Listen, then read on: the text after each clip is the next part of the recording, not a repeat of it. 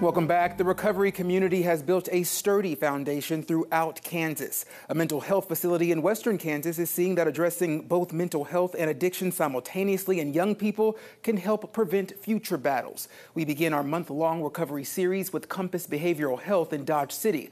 I sat down with a native who's helping his hometown thrive in recovery. A walk down the hallways of Seth McGinnis's job is a walk down memory lane. Should we start up at the front and go from there? Sure.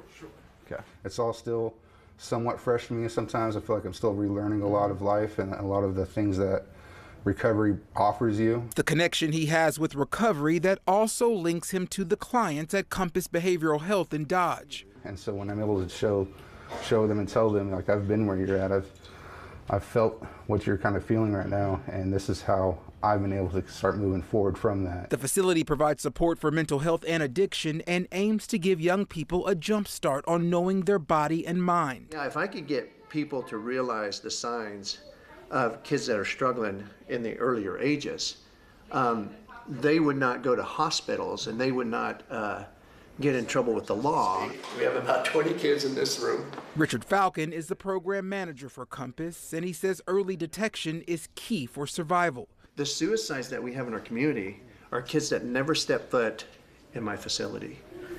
And if those kids would just come in, they would be alive today. While these two are working toward a common goal, Seth remembers his time on the other side. A lot of time in active addiction and a lot of pain and misery that I kind of inflicted upon myself through my own actions. He says that lifestyle drained him. Active addiction for me started when I was about 13 years old.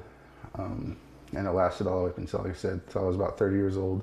I broke down completely and was like, something's got to change. And so I started reaching out for help. Through rehabilitation, he faced the old Seth head on, then let him go. Addiction cost me many friendships. It cost me, relationships with my family, friends. I burned a lot of bridges. Today, he is restoring those bridges and becoming the man he always wanted to be. I have a son, an amazing girlfriend, and we have a little family together. Seth is giving back by helping people who have the same struggles he once had. They're able to see that they're not alone. And I'm able to say, I've been there.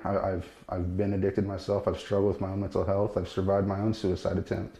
He's putting less emphasis on the time it's taken him to get to this place and more on the arrival of his destination. I think for a lot of people, they have a hard time getting sober and staying sober and finding recovery, long-lasting recovery in their hometown. And for me, Dodge City is my hometown. And this town, they did watch me fall, they watched me struggle, but I feel like they can also watch me stand back up and help this community as well. Compass also has a transitional house that connects people with local providers or therapists. The home serves as a step before being admitted to a state hospital. Typically, people stay between 24 and 72 hours, but those at Compass tell me every case is different.